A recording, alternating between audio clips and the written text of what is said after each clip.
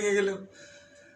ব্যথা, জোড়ায় জোড়ায় ব্যথা, হাঁটু ব্যথা, মাজা ব্যথা, পিঠে ব্যথা, গাড়ে ব্যথা। এই যে নিচে ফ্লোরে ঘুমোতে পারেন না, ঘুম ভেঙে যায় বন্ধুরা। তার মানে বুঝতে হবে আপনার বাত বেদনা সব কিছু আপনার শরীরে বাসা বেঁধেছে। যার বাত আসে সেই একমাত্র জানে বাত ব্যথা কি, জ্বালা যন্ত্রণা কি, জীবন মানেই যন্ত্রণা।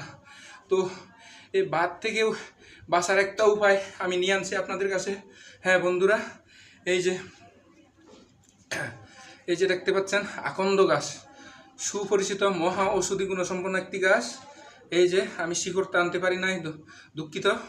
তো এই বাতের রোগ থেকে বাঁচার উপায় হচ্ছে আপনি এই যে আকন্দ গাছের শিকড় 2 আনা সংগ্রহ করবেন এবং বাসি পানি মানে পুরাতন পানির সাথে হালকা শিকড়টা বেটে মিক্সার করে ওই বাসি পানির সাথে প্রতিদিন 1 গ্লাস যদি সকালে খালি পেটে 1 সপ্তাহ খেতে পারেন, তাহলে আপনি থাকবেন কিন্তু আপনার শরীর থেকে বাত বেদনা দূর হয়ে যাবে, চিরতরে মুক্তি পাবেন বাত বেদনা থেকে।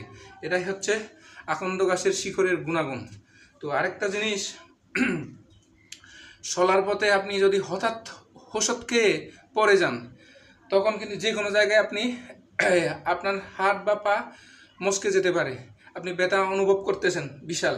তো সেক্ষেত্রে আপনি এই যে আকন্দ গাছের পাতা এবং আকন্দ গাছের পাতা, এই যে খাঁটি সরিষার তেল 2-1 ফোঁটা দিয়ে আগুনে গরম সেক দিবেন। গরম সেক দিয়ে আপনি ব্যথার জায়গায় এভাবে মালিশ করবেন, এভাবে উপর থেকে নিচে এভাবে মালিশ করবেন, সাথে সাথে আপনার মচকে যাওয়া ব্যথা দূর হয়ে যাবে, আপনি থাকবেন, ব্যথা চলে যাবে।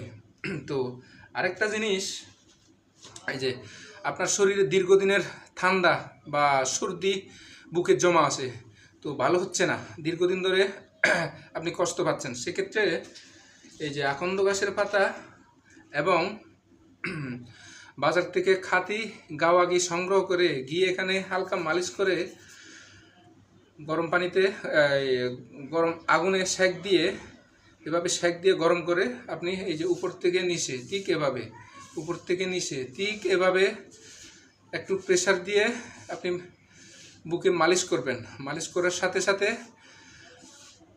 1 দিন কি 2 দিন মালিশ করার সাথে সাথে আপনার বুক থেকে ঠান্ডা, কাশি, পুরাতন সর্দি একেবারে চলে যাবে বন্ধু।